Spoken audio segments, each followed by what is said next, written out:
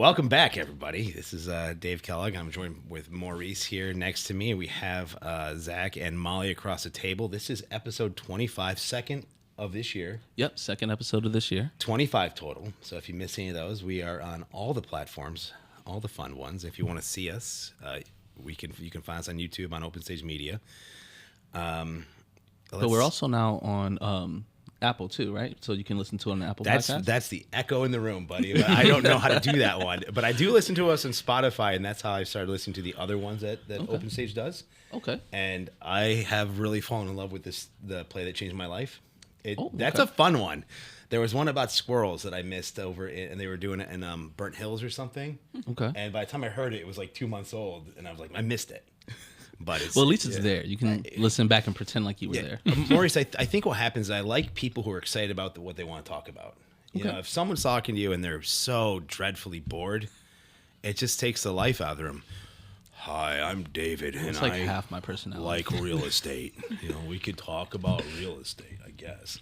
But no further ado, Zach, Molly, do you want to introduce yourselves? Tell us a little bit about your background, what you do, how you got here. Sure. Zach, you want to go first? Yeah, my name's Zach DiMartino. I'm a commercial real estate appraiser. I work with a company called BBG. Before that, I worked with a company called Hilco. The name changed, but the office I worked for stayed the same. We basically were bought out by another company. I've been doing this for about 9 years, and as a commercial real estate appraiser, I appraise pretty much anything that isn't a single-family home. We do 2, 3, 4 units up to like large multifamily, all types of retail, office, industrial, and specialty properties. It's a lot of fun. I had a few jobs before I did this one, and this was definitely has been my favorite career. You get to meet a lot of new people. You get to see a lot of interesting buildings, and you just learn a lot about the real estate industry in general that you might not pick up if you're just doing residential. And you just learn a lot about different industries that you never would have imagined. So it's a very interesting job. I'm definitely going to get into some more of that too. And Molly? Yeah. So I'm Molly McElroy. I've been the assessor here, or assessor in the city of Schenectady for 10 years. It'll be 11 in May. I took a really random path getting into this field. I had been working in higher education and then started working on my MBA and did some work for the mayor, doing for the homes program, actually. A funny thing is between the mayor and Molly, that is how the homes thing even came to be to begin with. Yeah. It's a really great opportunity. When I was in grad school working on my MBA, we had to do it's kind of a thesis, but you write a business plan for a business locally. And my group ended up we did our business plan on the homes program for the mayor. So it was interesting. We had a lot of fun. I wrote the financial piece to it.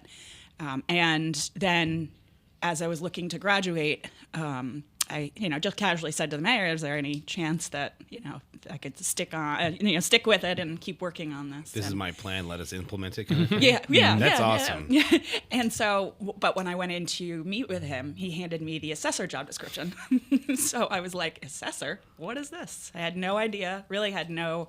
I understood how taxes work and all that, but it was definitely a big learning curve. But I took appraisal classes and got my assistant appraiser license. And did we take appraisal classes together? We did. Or was it MBA? No, it was the appraisal classes. Okay. That's how we knew each other. So way back when, when he started, I was taking all those classes too. Ended up getting an assistant appraiser's license. I haven't done much more with it because I have been, obviously the job of the assessor in the city. So. But yeah, so I kind of came into it through that, and it's been quite a ride. I really, like Zach said, I really love the fact that it's a dynamic field. You're learning about a lot of things. I've gotten to see some of the coolest buildings here in the city. Some of the big ones, the old Gazette building, and it's got all these different places that have gone through redevelopment. So it's been really fun. Fun to be a part of that. Fun to be a part of helping to grow the city. Yeah, not for a pun, but I do think in real estate you go through a lot of really cool doors and you get to see stuff. Yeah, like I've been now twice to Mexican Radio down the street here, and that is such a cool building. It is. the city had 715 Rankin, I think it was, and that was a Yep. really Oh, cool yeah. building. Yep.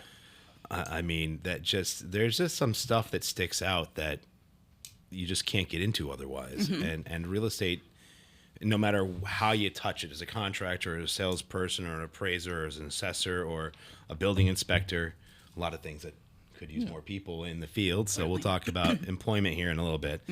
Yeah, there's just so many cool places you get to go that as I don't want to call it a passerby, but you would never get a chance to get in there. Right. Right. All right. So, Zach, I want to ask you a question. Yep. You said commercial, and then you said 2 to 4 family. Now, as a real estate agent, I consider 2 to 4 still residential because I base it based on the mortgage. Yep. So when people have the FHA loan, we can go 1 to 4 unit. VA is 1 to 2. And I know there is a difference between 1 to 4 non-owner occupied, but the moment we touch mixed use or we go over 5 units, it goes commercial. Yep. So I want to ask, just to get it out of the way, how much of your business is 2 to 4 versus 5 and up, and with or without the inclusion of mixed use space?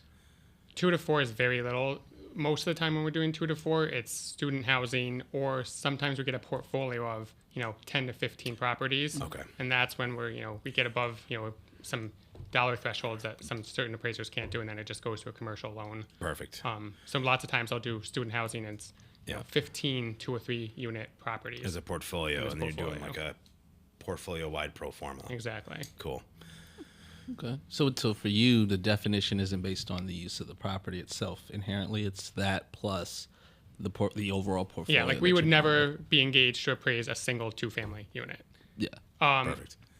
Unless once in a while there'll be like a commercial property and the person owns a 2-family or a 4-family, and that gets included in the collateral, and then we appraise that too. But overall, we aren't just doing 2 or 3 or 4 units unless they're part of a bigger portfolio. Because I mean, honestly, 1 to 4 families are a dime a dozen. Yeah. That's what 90. I'm going to assume 90, mid 90s% of the market is. Probably. So when you get to the really cool ones, the rarities, that's the stuff I want to ask. Because whenever we have people on, I don't want to ask about the easiest thing in the room. I want to ask about what happens if and when.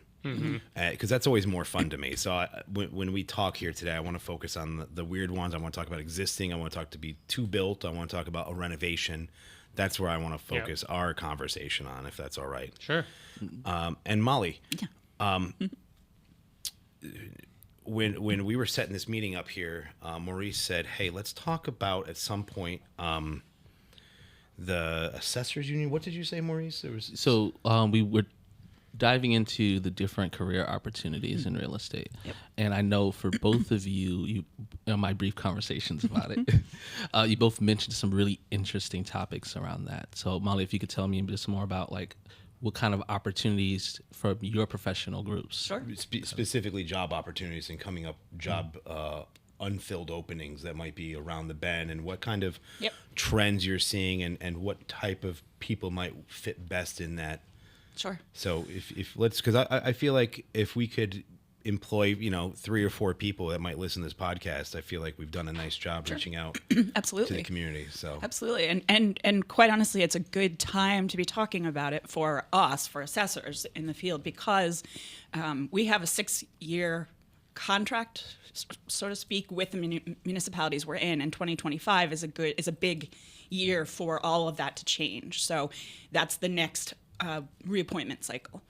But what we're finding is that in the assessment field, we have a lot of folks who are seasoned. They're aging out, they're retiring, and we don't have as many people coming in. And like I said, that trajectory from me coming into this field, I would never have had any idea, wouldn't have known how to get into it if not being an appraiser first, which is a lot of people will do that. They'll become appraisers and then they'll take a position in assessment because it gives them that stability. As you guys experience, the market is, sometimes it's good, sometimes it's not. And for appraisers to be able to get that stability, knowing they're going to have a paycheck, but still able to do some of their work on the side, that's kind of typical how people have gotten into it. But we have a big push with the New York State Assessors Association. trying to get people into the field, at least getting some exposure to what we do. Thinking about putting together slideshows so that we can go into BOCES.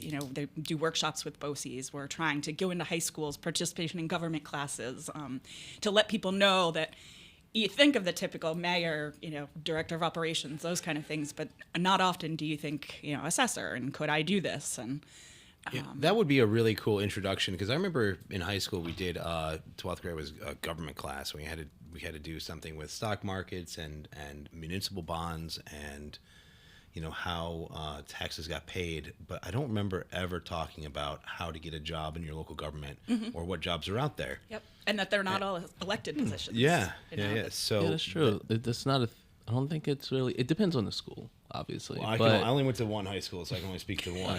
And I Was luckily it only went Schenectady? 12th grade once, so I could also only speak to that once. But what a cool outreach that could be, is getting out there and saying, hey, look, not everyone wants to go to college, not everyone needs to go to college, and not every single person on the planet needs a 2, 4, 6-year degree. And if this is something you're interested in, this is local and mostly stable. And Molly, you said on the side you might also do appraisals. Yeah. Yeah, So- I mean, as long as you're not doing them in your own municipality. So if you wanted to hustle and, go beyond the 40-hour work week for a city or municipality, you could also find weekend work if that's something you want to do. Absolutely. Yep. One of my good friends, who's the assessor in Glenville, he has an appraisal business on the side, and he does appraisals all over the place, mostly residential. Yeah. Yeah. So I know, speaking from experience on that, appraisers generally charge between $500 and $650 for an appraisal. That's what we see. Well, that's what my clients get charged from a lot of banks. I don't know if banks keep any icing off the cake or not, or if that's just a transfer to the appraisal. Just a transfer too. Is it? So banks aren't allowed to make profit off of that. So and they also can't select your appraiser for you, so they send it out to like a pool. Yep. Where they all kind of just Yeah. select you Well- automatically. Well, at least for now. We're seeing protection boards change. But I mean, imagine saying, Molly loves Victorian 2 families, and she will give another $50,000 on top of whatever we need it. And so we send Molly out, Yeah. So I really like the double blind option where you say, I need this, and someone says, okay, I'll do it. And you don't have direction. Well, yeah, and a lot of a lot of the regulation changes stems from like in 07, 08, Yeah. when all of that was happening. Mortgage they're- meltdown. Yeah, And for the viewers not knowing, please go watch The Big Short. Yes. I don't get paid for that, but please, if anybody wants to pay me for referencing that movie, I love it. Yeah. Great movie. Very educational. God, it's great. I bought like 3 movies from online, and that's one of them. And I've got my money's worth. you pay for online movies. Oh, never mind. Yeah. I was like, if it's free, it's where I'm at. I own 2 hours of digital somewhere. Oh my goodness. I know. But that actually leads to an interesting thing, because you're an appraiser and then you're an assessor. What's like the difference? Because I hear the words assessed value sometimes, and I hear appraised value. And honestly, unless you're in it, you don't really understand what's the difference between these two numbers. And I would argue most of us in the industry probably still don't understand the differences between the two. Sure. I'll speak to like assessed value really is you're talking about taxation when you talk about assessed value. Every municipality has a equalization rate, and so you look, when we're appraising something, we appraise for market value, which is generally appraised value, but. So we take that number and we have an appraised value for something. We assess it then. So we take that equalization rate. So if you're talking about right now, last year I think our equalization rate was 68.45. So if I'm looking at a house and it's on the market value or the appraised value might be $100,000. We're assessing that. So we're taxing someone on.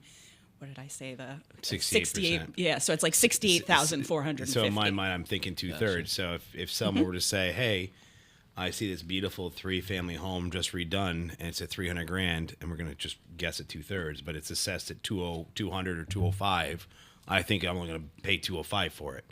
I've had that argument, Right. and I've tried. It's sometimes tough to be polite when someone's telling you how to do your job.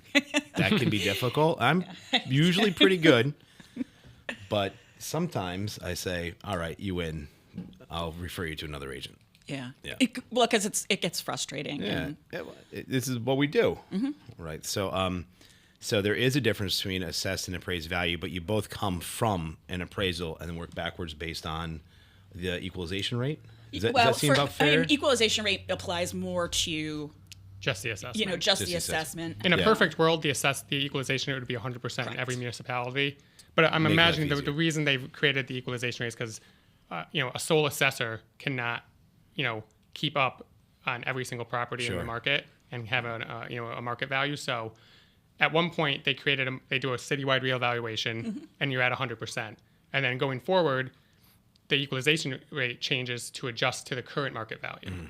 And then, tax rates change based on the assessed value. So if you get reassessed, if the whole market gets reassessed, tax rates aren't going to stay the same necessarily if everything goes up.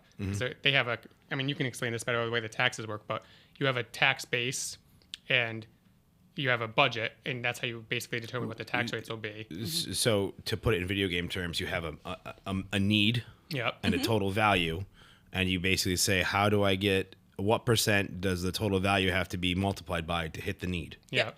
Right? Yeah, exactly. So, and you can't, the need might be, how many houses are in Schenectady? 20,000?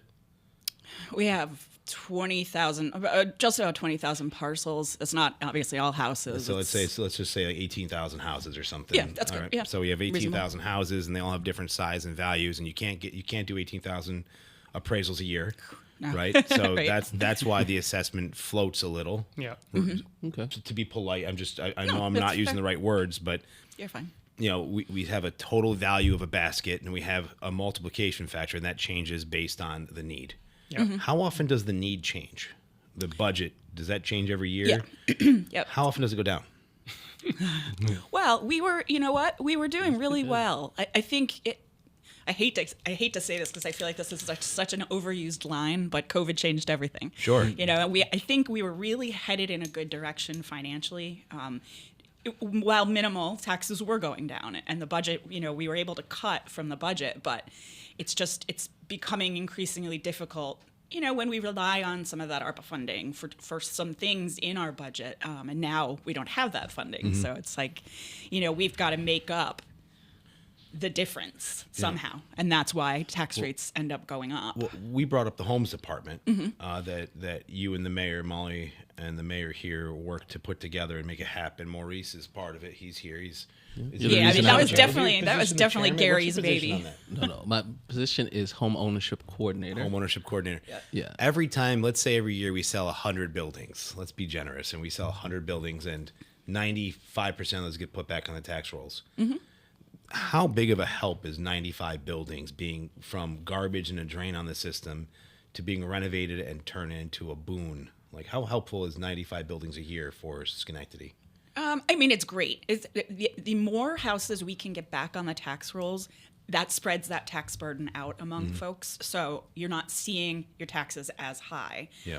But we've got a lot of rental properties. We've got some landlords who maybe don't pay their taxes. So it almost becomes a wash. Yeah. When you add those back, then you have an equal amount. Though I say that, I think we've seen our foreclosure rates go down, or at least the being able to capture that funding back.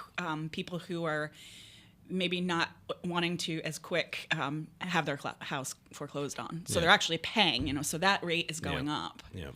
Yeah, because like a lot of times when they first announce that they're going through a foreclosure, there's like 1,000 people can be on a list, and then by the end of when they're actually supposed to take the properties, you have like 200. Yeah. So And for those 200 out there, you can sell in cash and not have, because it's not like you just lose the house, like you've dropped a cupcake in the snow and you refuse to eat it. Right. There's negative marks on your credit score, I assume, when you lose can your be. house, right? Yeah, there can be, and There you can can also. be. There's other things you can do, Yeah. declaring bankruptcy. That's Yeah. there's. There's a whole host of- there are outlets. Yeah, a but lot of these are probably held in LLCs and don't impact them nearly as much. Yeah. if I were to put a sales head on real fast, if anyone is looking at the no light at the end of the tunnel and need an escape clause, call someone. Your home should have some value, and it would be better to walk away with $5,000 over $0, and you could do it on your true. timeline. Yeah. right? So, you may not get rich, but if you could turn a loss into a loss with a little sprinkle on the side of hope, I'd rather see that. And the government is actually making some changes in terms of the foreclosure process with folks who maybe they are getting foreclosed on, and when the city sells a house, a certain amount of that money could go back to the homeowner. Yes, I know that one. It's like anything above the debt of the taxes would be. Which is how it should have always been. It's Right. Yeah. No. kind of crazy that they would take your house over, $15,000 in taxes, sell it for $200, and say, "Tough luck." Yeah, but Right. the question then becomes: do you honor any of the other lien holders that you kicked out? Because you could have multiple interested parties. You Oh might yeah, have I mean, if there's a mortgage Yeah. on the property, you have to pay the mortgage first. Well, when you go through foreclosure, taxes. the property tax is always the number Well, no, one. I'm saying after Yeah. property, like the Yeah. money you have left over after you paid the debt of Yes. taxes. Not- but nothing is the ever process of foreclosure separates the lien from the property. Doesn't separate that person's obligation to pay the lien, Yeah. right? Right. So this is a new thing, obviously. So you have to consider now the way that you get that money back to that original lien holder, right? Because they've been absolved. They don't get money. It gets written off or so on. So it comes into the conversation of, okay, so this person who was not paying their taxes, was not paying their mortgage, loses their home, and there's some profit generated from the sale of their home. If there was profit, that person now has a responsibility where they get the money back, and then they're supposed to then pay those bills off, or will they pay those bills Yeah, I off? guess How if, do you if they've make them declared do that? bankruptcy and it's been wiped away, then there is no way to get it. But That's if you declared bankruptcy. Yeah, bankruptcy is different Yeah. from a tax lien foreclosure, because tax lien foreclosures are your absolute. yep. And then, so currently, as an absolute, there should be no taxes. And the state does a really good job most of the time clearing all that debt. Sometimes you miss something. I see American Tax Finance, I think is the It's name. oh yeah. Let's That- not mention them. Look at the heartbreaks and the headaches it just spread. Yeah. And they've sold that debt 6 times over. So sometimes it's easy to miss something. Yeah. Absolutely. So Or I Mr. get it. Cooper's. Yeah. Yes. It's But I don't want to go down that road. Yeah, sorry, yeah. Yeah, different conversation. But but it anyways, actually, I want to talk about the employment piece. Yep. Yes. How many open positions would you say are within a half-hour drive of Schenectady or Albany for assessors currently in any capacity, junior, senior? I don't know that there's necessarily open positions because municipalities have to have an assessor. I see. But what happens is you'll start to see assessors taking on multiple municipalities. I see. So especially the hill towns, you've got some smaller parcels. Is that like Burn Knox, Westerlo? Yeah, Is that yeah. like, So okay. you've got people who are taking on. I know, like the Bethlehem assessor, for instance, she has another municipality. I can't remember if it's Knox or what. So you'll see people get scooped up to take on multiple. So if someone, if 5 or 10 people entered the market as brand new assessors, do you think there's a real good chance they'd be scooped up? It could be, yeah, absolutely. And there are ways to.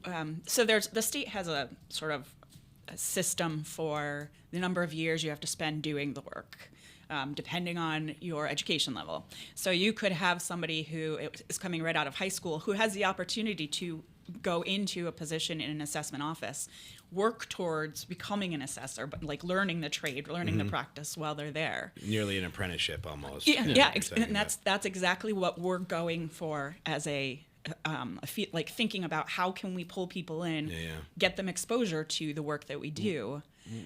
We had Ron from the city on, and we were talking about people, not necessarily kids, who were taking a couple-week class to get their feet wet with construction. And Oh, yeah. education's great, but if it's not paying, how do you get your first belt of tools and gas in your car to get to your first job? That's why I want to ask about how someone with the fresh education gets into a door that starts rewarding them so they can make it a career. Because a doctor without tools is anyone but a doctor. Yeah. An assessor without a door open is anyone but an assessor at that point. So that's why I want to bring that Well, up. Governor, I always pronounce her name wrong. Hochul.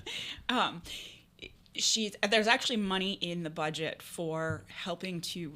I think across the board, municipalities are seeing lower numbers of people working. Coming in and taking positions. So Within the municipality, yeah, within within within the doing government this structure. work. Yep. Okay. And so I think she's got a pool of money set aside to help in whatever way, shape, or form. Training, education, Exactly. onboarding, Getting the people door open. into local government. You know, I mean, it's not always fancy, but it's a stable, you know, I mean, local government is here to stay. It's not going anywhere. So there's stable positions and. We tried anyways. We tried, folks. Right. Yeah. Right. Zach, I've left you alone for a while. Can Yeah. I want to hit you with so the 1 to 4s are boring, Yes. right? It's a dime a dozen. It's like a glazed donut. Great. Everyone goes shopping for a glazed donut, but once in a while you want the fun ones. So you said something about before mixed use and office space. How drastic swings do you see in the valuation of office space? Because in my mind, a 4-family is a 4-family is a 4-family. If it's in good condition, it has higher value. But people need a place to lay their head, cook their meals, use the restroom. Done. That the need for housing is consistent, like government. Mm-hmm. Is the need for industrial and warehouse more stable than the need for office space? Yeah, industrial's basically like single-family homes. The demand is so strong, and it's since 2019, it's gone up insanely high. It's just they can't build enough really to meet the demand. Older and older industrial properties are continuing to find life just because they people need the space. So There's no other choice but to keep Exactly. reviving that piece of property. yeah, it's like, oh, this thing's from the 1940s, but and it's made with wood, but we're gonna keep using it. So I mean, it was different wood at the time. yes. It's good wood. Yeah. Yeah. Yeah, there's that weird phrase. old World War II like base in Scotia that has all those old industrial buildings, and you go in there and there's all these massive wooden beams holding it up, and you don't see that anywhere anymore. You can see it on 10 Park Street over in Amsterdam, which is 200,000 square foot, listed at 225. Okay. I'm advertising someone else. Because I brought this up just before we started recording, and I want to get into that. We see a lot. If you look around and you see Troy and you see Schenectady, you see a lot of big industrial-based buildings being converted as fast as possible to living space. Yeah. If I had something off a highway, off a relatively flat, easy to access piece of land, like out in Amsterdam, there's 13 acres, 1 mile off the exit off 90. Guys, if anyone wants to buy it, I'll be your agent. For like $250K. That's 13 acres. Yeah. Do you think it, in your mind, based on your valuation, because valuation matters, right? The exit strategy matters. Do you think it'd be better to build a $5 million worth of small mixed use, like 2 stores and 6 residential units above it? Or do you think it makes sense to say, build a 7-inch reinforced concrete floor and put some steel structure up and get a place for some manufacturing? Like if this was your free money, you get to spend it, but you had to give the best return. Where would you park the money on a new Well, building? it definitely depends what the zoning is, obviously, first. Yeah. A lot of times by the highway, it's zoned industrial. Cool. So if it's zoned industrial, you're going to be building another Amazon warehouse. You're going to build another distribution center for someone. I mean, Target's out there, Dollar General's out there. So, I-90 has a lot of, good things going for it. If you're if you're a town or city right near it, and you have a bunch of empty land there, you can build a nice, 500,000 square foot distribution center, and it's worth That's 2 acres. Yeah. Right. 2 acres of and building. then you need all the parking and the trucks maneuvering, and then you have something that's worth hundreds of millions of dollars. Get out of here. I would absolutely agree because you look at some of these old buildings that we want to like I think of Plug Power. I think it's Plug Power. It's over right off of 890. It's got a for sale sign on it. It's a struggle. It's a struggle because it was built specifically for so to go in and do the fit up. It's a very unique. Yeah. I've been inside. It's a very unique layout. It's the tenant that would take that or buy a owner user has to either plan to spend lots of money completely altering it, or they say this is kind of what we need, and that's few and far between. Yep. It is tough to find an exact need on anything.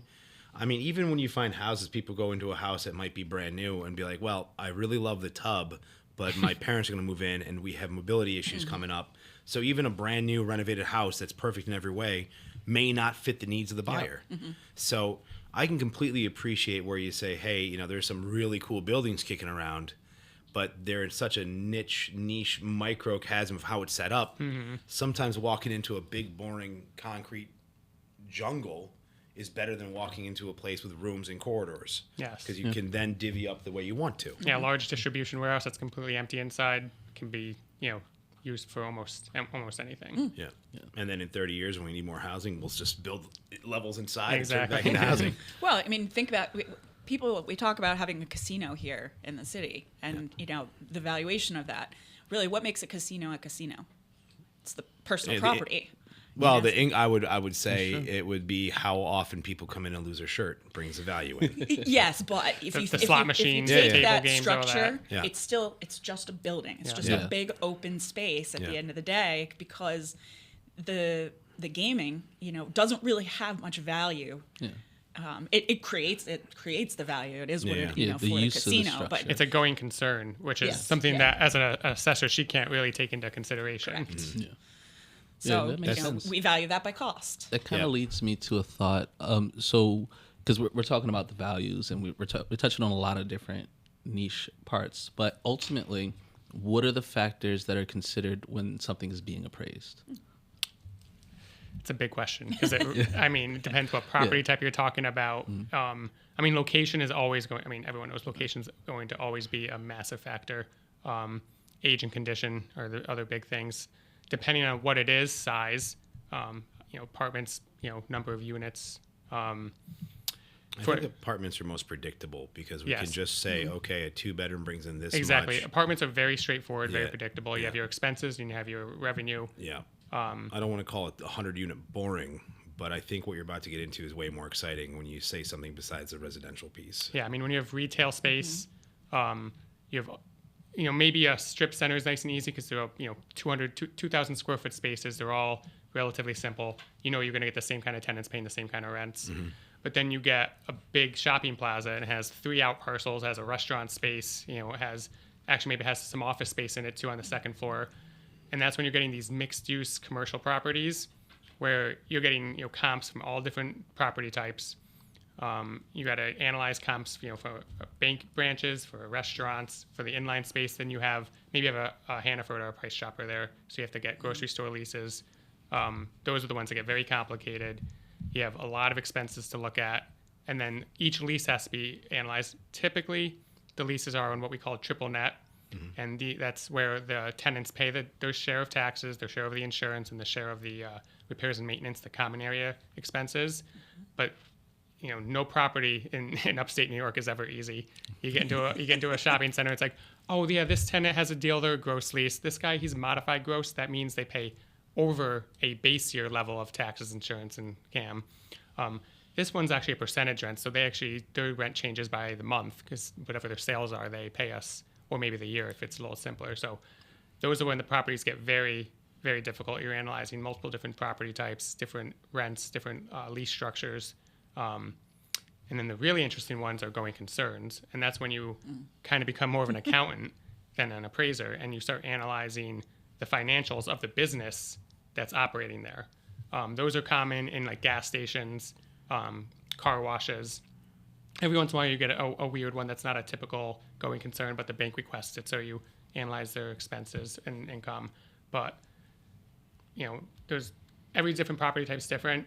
And in upstate New York, every single appraisal somewhere, unless you're doing a big built-to-suit, 100,000 plus square foot distribution center, none of them are the same, which is one thing that keeps it interesting, and it also makes it more challenging in our market. There was a lot of vocab words in there. Like I do this a Yeah. lot, and there was a lot of valuation vocab words in there Yeah. that I'm going to look up It later. is. I think I broke If you have it any down. questions about anything, let me know, because it's hard to talk about appraisal without using jargon, because the appraisal world is full of jargon. Yeah. So I often ask my wife to do a CMA on an ARV on a particular property I'm looking at. And I have her do it because if I've met my client or I like the place or my favorite donut shop is around the corner, I might accidentally round up.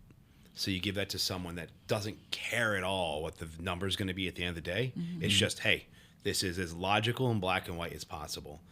And she does a great job. And I have sent them out, and I've won and lost deals because of it, right? There's 50K is not enough on a flip on it for how much I'm putting in, or, whatever. But it's really cool to have completely logical ways to get to a number. But yeah, that was a lot of vocab. I'm gonna have to go through it. I don't know if I feel like we could probably spend 3 minutes on each one of those that you mentioned. Probably. But I know that I'm looking into at some point very soon getting some mixed use, and I want to foster long-term relationships with my commercial. So it'd be like I actually talked to there's a new barbecue place over by Price Chopper by the Co-op. Oh, yes. And Yeah. I asked him how many months of free work I'd have to give him, free rent before he might open a second store for me. Mm-hmm. And he's like, well, a 6-month build out is generally, what we can get done, and that's free. I'm like, what if I'm putting you in a place that the market isn't there to support it yet? We talked about Amsterdam. I know this is a Schenectady podcast. I don't want to, but if the profit margin isn't there for the first couple months, because maybe people aren't allocating, so much money for lunch or so much money for date nights or whatever. What if you give someone a reduced rent for 2 years? It's like 50% off the first year, 70, and then 25, and then 15, and then.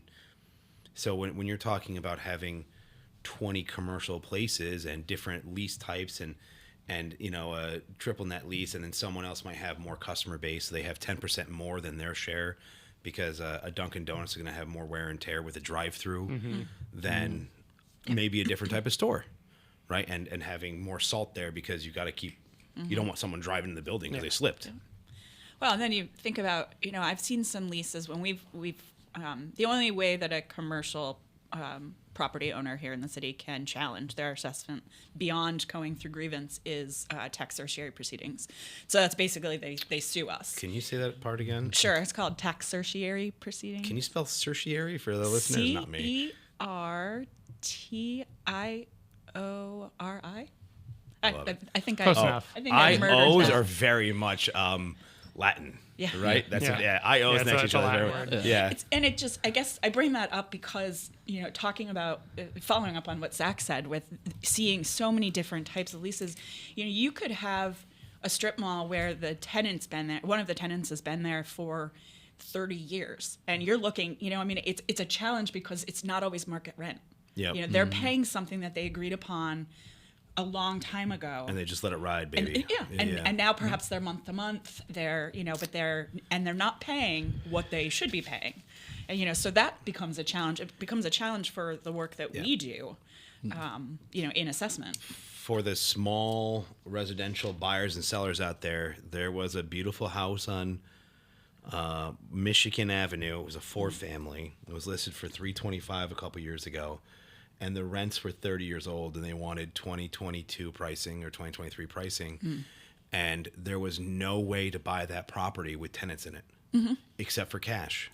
So for the landlords out there, please, before you sell your property, bring your rents up, to market, because no one's going to pay $325 on a house that brings in $2,000 a month across 4 units. Right.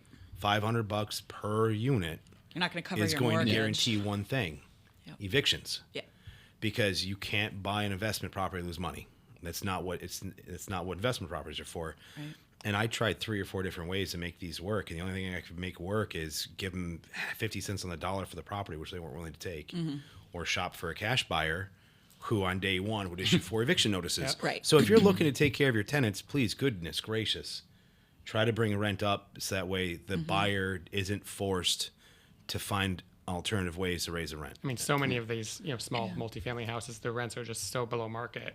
And I have a broker that I work with, and every time I'm looking at one, he's saying, you got to get these tenants out right when you buy it. And I'm like, that just seems kind of. It stinks. It stinks for everybody. I don't want to go into it and be that guy that buys a property and says, you all got to get out of here. Yeah. Or give me, $500 more a month in rent. Yeah. Yeah. So it sounds like what you both are saying is not necessarily, because I know I was going to be taken if you say bring your rents up. It's just like, oh, why are you trying to raise everybody's rent?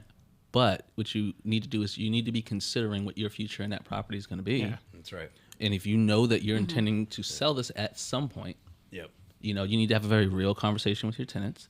You need to have a very real conversation with yourself, your accountant, or whoever your business manager is, to make sure that you're receiving fair amounts of money, that your tenant is being charged fair amounts of money for that. And if you're going to be selling it at a later date, you got to consider what kind of profit you're looking to make. What is your return on investment?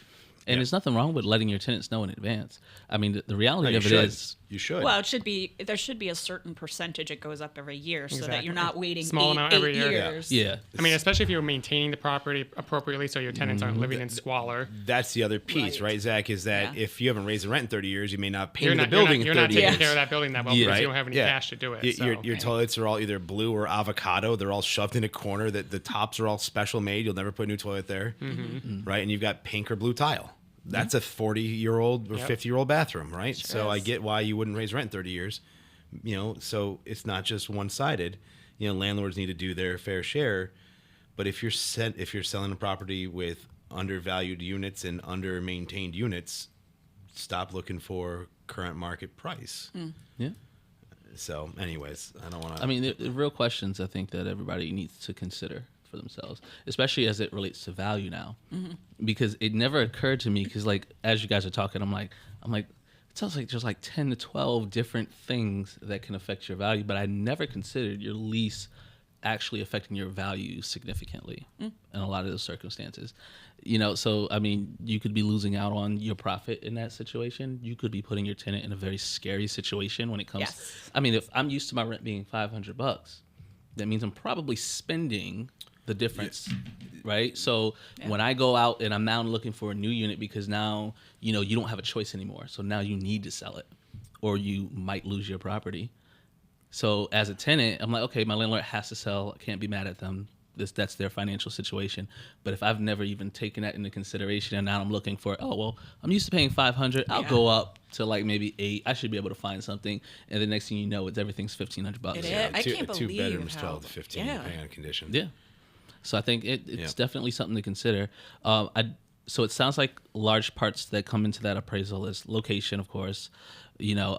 Also looking at the size of the property, what the property is used for, whether or not there are comps, I guess, is a really huge thing with these Yeah, unique I mean, properties. So some special property types, we don't even do the sale approach. Income, if it's an income producing property, or every once in a while we get stuck with pretty much just the cost approach. Like you said, like the casino is pretty much just a cost approach evaluation. For our purposes. For your purposes, if we were present, they'd end up probably having us do a going concern and value the the business of the casino being operated. But often those special property types get very challenging because then with the cost approach you have to get into depreciation, and determining depreciation is way more of an art form than a science. Yeah. So Yeah. it was a lot of it's very opinionated in what you're going to call depreciation. I mean, you can do straight line depreciation, which is just saying, here's the expected life, here's how old it is, here's what we think the effective age is, and there's that many years left, and that's the depreciation. But the ideal way. Do you depreciate to zero, or do you depreciate for what the shell of the building will be if not maintained? So there's been certain scenarios where we've depreciated to zero because it's actually negative. Usually those are times where there's environmental issues. So, the shell of the building isn't even worth anything because it's going to cost you $500,000 to remediate it to a shell. So I want to hit what I think the situations might be that would cost. Oh, sorry, I'm kicking someone. Playing footsies over here. That would be those expensive remediations. I'm going to say oil spills, lead, and asbestos. I think those are the common ones. But what if I had a old IBM building in Binghamton? Yeah. Or a Kodak building in Rochester. in Rochester. Yeah, I mean, I imagine there was they've renovated some of those into like big industrial parks. Yeah. I was a union millwright for some time, and I loved the job. I just didn't like the inconsistency on the work hours. And they talked about sending a millwright down a open well tube, and the first breath of air, he got a bloody nose, like the first breath of air. And they realized that maybe certain chemicals sat in a pit for a very long time and Bleach. made a new sauce Yeah. that was airborne. Yeah. And I heard that Sounds story, tasty. and they talked about, you got the little sniffer device that takes carbon monoxide and carbon dioxide and maybe a couple other things, but every now and then you get these weird combo mixes that are real bad. You don't know it until you get into the cleanup. Yep. Yeah. So I mean, are these the things we're talking about So where you can have a appraisers- building go to negative? yeah, and appraisers don't deal very heavily with environmental. We always there's environmental agents engineers who do the reports, and when we as an appraiser, when you go do the inspection, you look for anything that might seem suspicious, but we're not trained to do that, so we always ask for environmental reports if they're there. Banks usually are very good about making sure to know if they need an environmental report. And the few I've come across where there has been, remediation needs, the environmental report will spell it out what needs to be done. And then typically I'll work with the borrower and they've already had the cost estimated. A lot of basic ones are, they just have to dig up all the dirt down, how many feet and get rid of it all and bring in clean fill. And then they have to put testing holes in, so they're monitoring it all for, years and years and years. And then they go through a process with the DEC to, be approved as like cleaned up. Lots of times by the time we're doing the appraisal, that work's already been completed. And it's, shortly before the new construction's about to start that we're doing the appraisal. Would that mean there had been an appraisal before the work started to say, hey, this makes sense to do the work, and then a new appraisal right before the work starts kind of say it still makes sense? Sometimes. I mean, like I said, I've also done appraisals, especially of like paper mills where the value is zero when it's really negative, because the demolition and cleanup necessary to even have anything useful there is so far beyond the value of that property, especially because these mills are in along rivers or streams that have no markets. Did a lot of work in those. Yeah, they're yucky. But they're not. There's not paper mills like in Schenectady or Albany anymore. So the ones that you're looking at now are in remote areas that there's no value to the land, even barely. So. Yeah, there's a couple up in South Glens Falls, and there's one in Greenfield, and you can actually get a paper mill that's actually pretty small. Like the footprint is quite small. There's Mohawk Paper over in Cohoes. Those are in markets that at least there's value. Like South Glens Falls is a good market. I mean, I've done some that are out up further north, like North Creek and above that area. Yeah. And there's just there's the value to the land is so minimal. And a lot of them are weirdly on small parcels of land. Like they don't have a lot of land because they're right up against the river or the stream that was powering the paper mill. So you have like 3 acres and you're like going to spend $1 million cleaning it up. Yep. Yeah. I want to talk about odd stuff.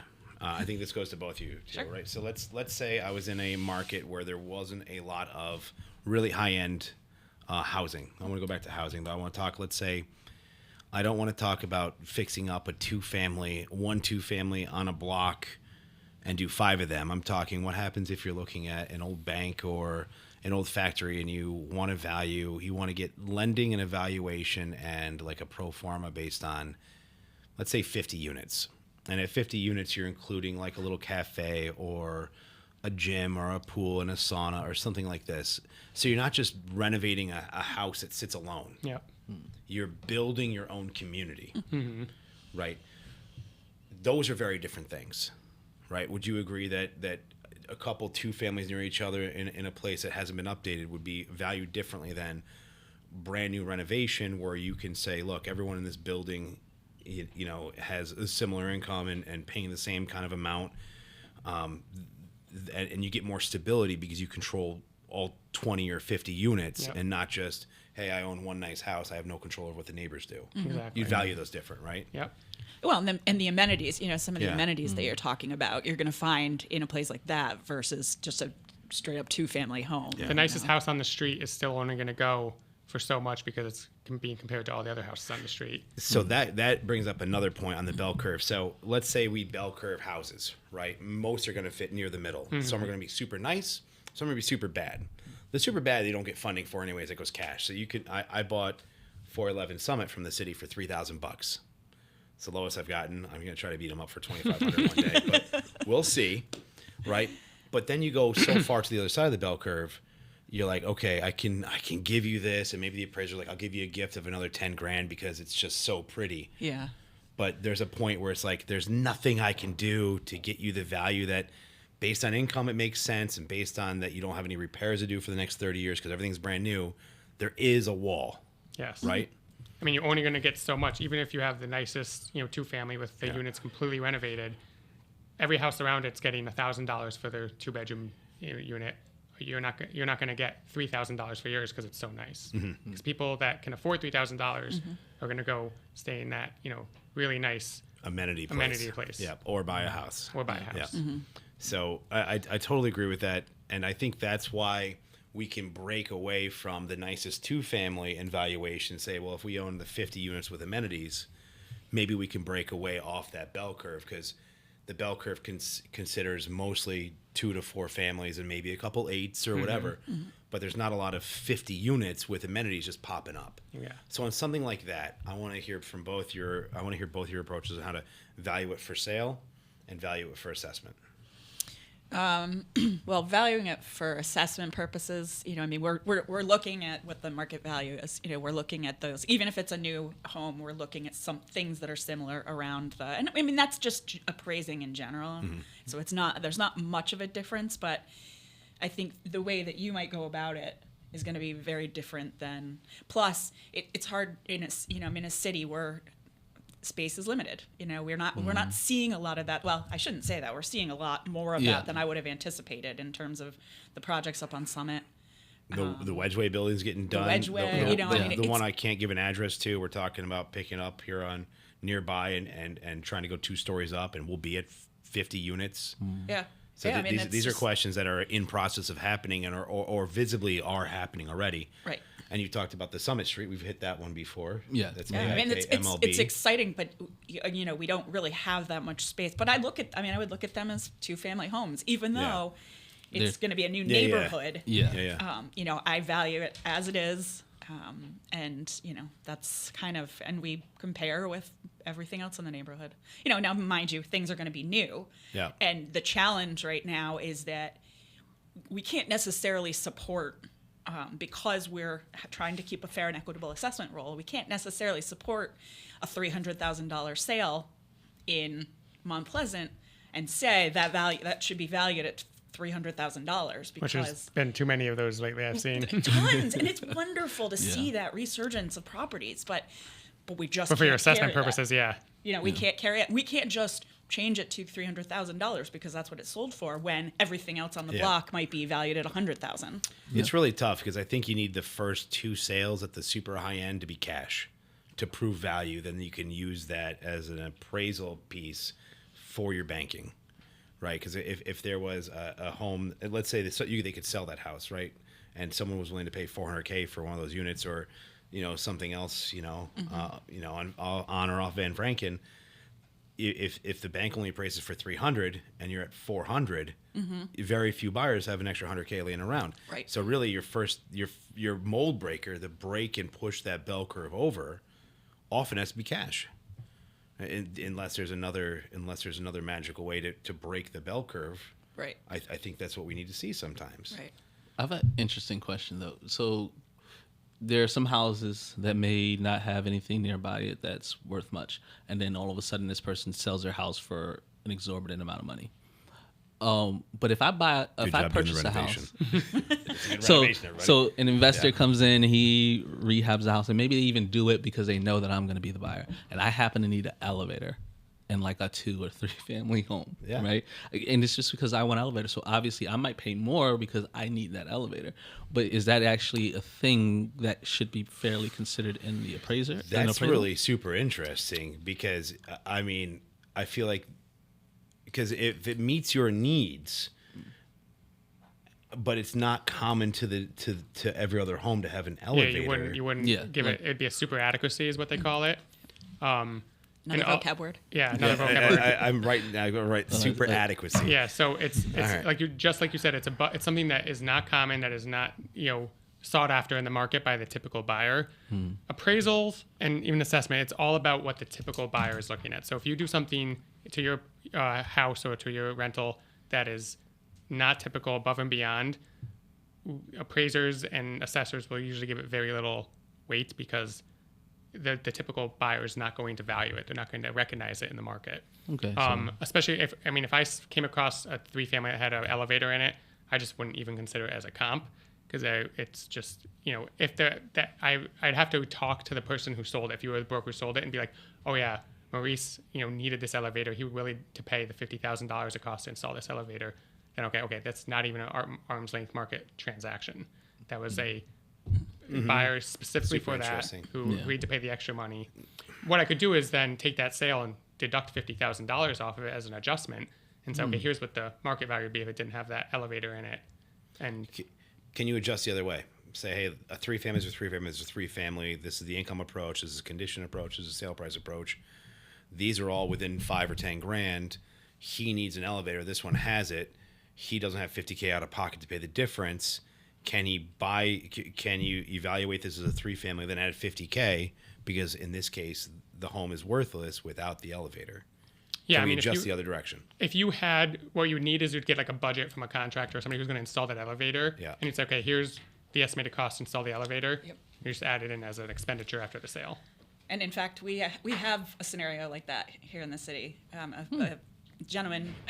Did you know that, Maurice, Has a- before you asked? No, no. No, I- a I- I was gentleman- wondering if you no, got the it's- question. I love His it. daughter had a disability, Yep. and in order to allow her to stay in the house, he had to put a lift in the house, and also retrofit because she was in a wheelchair. So, but what we did was look at cost. There's an exemption. Fortunately, we have an exemption that covered any increase in assessed value based off of the, so it's a different kind of scenario, but it's. I mean, we adjusted for Yeah. cost, and then they were able to take advantage of the exemption. So based on sounds good. Based on that previous approach, Zach, would Maurice in this way that needs a elevator, would he be able to wrap that into the appraisal so that way he can use his, let's say, FHA loan at 3.5% down? Because let's say the home was worth 400, elevator's worth 50. Could you do 3.5% down on the 350? That'd be a question for a bank. That I Yeah. wouldn't know if they would. Yeah, that's what actually they'd why I brought it allow. up. Yeah. I had it as a lender. I had that scenario. Because in my mind, really? Because in my mind, we live in a beautiful world with all different colors of faces and shapes and sizes, and mobility and ability. These are things that we have to take into account for. I imagine if it was for a specific reason like that, I mean, because obviously there's the American with Disabilities Act, and a Fannie or Freddie loan is going to take that into account. Now, if Maurice just wanted it because he's just, I don't want to walk upstairs. I'm just gonna. Well, that's different. I'm that I type of like that person. answer, Yes. but I realize that has a difference in valuation. Exactly. Yeah, if Yeah. you could prove need, Right. there might be a different weight Yeah. to Yeah. proving lazy. Yes. Yeah. So as we're winding down, though, I would want to say, what are one of the weirdest things that you've seen in a home as an upgrade? And then tell me just a little bit more about maybe something that you just want to let our viewers know before leaving. Well, for homes, I haven't done a lot of residential homes, so I don't know. You could do mixed use or also for your commercial properties What's your favorite? Favorite. What's the favorite thing you've ever valued? that you came across. I don't know. I mean, I've seen a lot of weird renewable energy projects that they put into properties, and to produce clean energy or to lower their utilities. I've been in some properties where you need to have, bring your passport and sign in, and you're registered with the federal government because they have, they're defense contractors. cool. I actually have an inspection tomorrow out in Ontario, New York. They're like, bring your passport. You have to be registered in because this is a secure location with the Department of Defense. So Wow, very interesting locations like that. that's cool. I don't know, weird things. I mean, Yeah. I've seen a lot, but it's hard to remember. I do probably about 60, 70 appraisals a year. So I've done, probably close to 1,000 appraisals now at this point. You do a lot of specialty too, right? So most of them are probably just weird. Yeah, and sometimes, at this point, some things aren't even weird to me anymore. That might be weird to other people. I was really hoping you're going to say a rooftop bar or tiki lounge or like a little Interesting. like a bar that built an island and you have to take a canoe and you have like a bonfire. Because it could be. I was that's what I always want to talk about is rooftop bars and a little island in the middle of something. Yeah. Well, definitely remind us who you are, where you're from, and if someone needed your expertise, how would they contact you? So my name again is Zach DiMartino. I'm an appraiser with BBG. If you wanted to reach out, our website is bbgres.com. We have, 70 locations across the country with about 700 or 800 appraisers. We're a national firm. Our office here is local. We have about 4 appraisers in our office, and we cover all of upstate New York, out to Western New York, and we also do Vermont, Massachusetts, Okay. and the surrounding states. if you wanted to reach out to us, you could find our contact information on there. And we're always we do a lot of tax work as well. So if you have a commercial property that you're looking to grieve your taxes and you want to take on Molly and say she thinks she's wrong, we'll be on the other end of that and be fighting with her. But all in good fun. it's all in good fun. And then the one thing I'd like, I didn't get to really talk about the profession of appraisal and the appraisal profession, unfortunately, as Molly indicated, is aging out, and we're in desperate need of appraisers. I just got my license in Vermont, and we're doing more and more appraisals in Vermont because it's a population of 600,000 people, and there's almost no appraisers left to appraise property there. So there's a growing need for appraisers, both residential and commercial. I'd encourage anyone who's interested in it to go to the Appraisal Institute website. That has a lot of good information about all the different types of appraisal licenses you can pursue. You'll have links to New York State specifically, so you can see what you need to get your license in New York State. But I'd also like to reiterate that you don't need to get your license, especially right away. You can look for jobs in the appraisal industry and work as a trainee, no license required, and you do all the work that a regular appraiser does. You just work under somebody who's supervising you and is licensed. I know our office is actually looking to hire 2 appraiser trainees to become general certified appraisers. So if you'd like to reach out, my manager's name is Chris Harland. Again, if you go to that website, bbgres.com, you could definitely reach out to him. And he's been taking resumes and he's been doing interviews. So we'd love to work with you if you're interested in the world of appraisal. Awesome. Thank you so much for that. We're up to maybe 7 jobs found today. I love it. Thank you. And Molly? This is Molly McElroy. I'm the assessor for the city of Schenectady. And I am totally lost train of thought. And there's something interesting or cool. Oh, yeah. Okay. So it's not so much of an upgrade. There was a house that we ended up taking through foreclosure that I got a chance. It was a 2-family house. In fact, I think it was on Georgetta Dix, like corner of Georgetta Dix in Westover. And you go in, and it must have been owned by an artist. That's the only thing I can think of. But so normally with a 2-family home, you have the 2 flats. Well, what this person had done was taken the second floor out and basically put in like a Indiana Jones bridge. That's the only way I can describe it. So It's like this gangplank that walked out into where the dining room would be, I guess, in those, 2 families are pretty much set up very similar. But yeah, they took the floor out and it was just a big.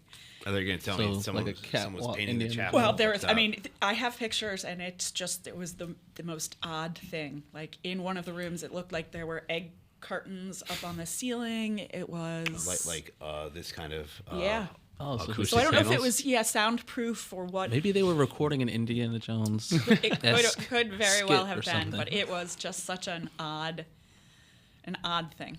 And for our listeners, if that sounds fun, you want to do that. And once you're a homeowner and you get permission from the building department, you can do whatever you want. Yeah, exactly. Just So make if sure you're you get your jealous- building permits. If anyone's jealous, we'll sell it to you. You can modify upon approval.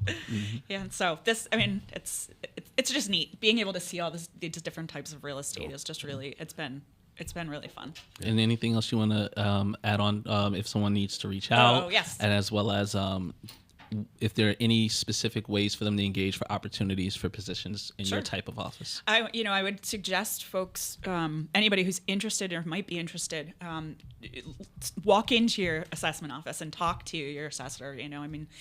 Find out what the opportunities are that are in, because there are definitely. There's assessors, but then there's also other positions within, like we have a data collector, we have a real property appraiser, we have a real property analyst, we have a clerk. So they all do different things, and it gives you the exposure to the office to be able to move up in the field, and or take on other. You start with a small town where you get your feet wet, and you start to understand what the field is like, and then you can build up and take on more responsibility. Right. But yeah, just check out local government web pages, and that's the best way. And New York State Assessors Association as well. And when's the city of Schenectady's Grievance Day? Grievance Day is the 4th Tuesday of May. Always. One day. One day. One day you got to show Well, up that Undo day. years of Grievance work. period is starts May 1st and goes until the 4th Tuesday of May. And I encourage anyone, people ask, I'll encourage anyone to go through the grievance process. It's your responsibility, it's your right as a homeowner to be able to do that. And it creates jobs because you need people to say no or yes. So, Yeah. yeah.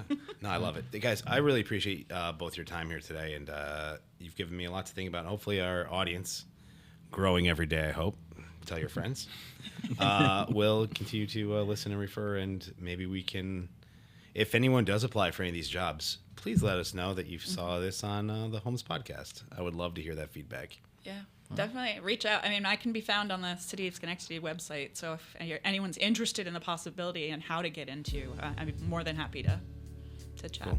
Awesome. All right. And this is David Kellogg, Maurice Brown, and we had a great time today. So Thank you. Thank you, Thank everybody. you. Thanks for having us. bye.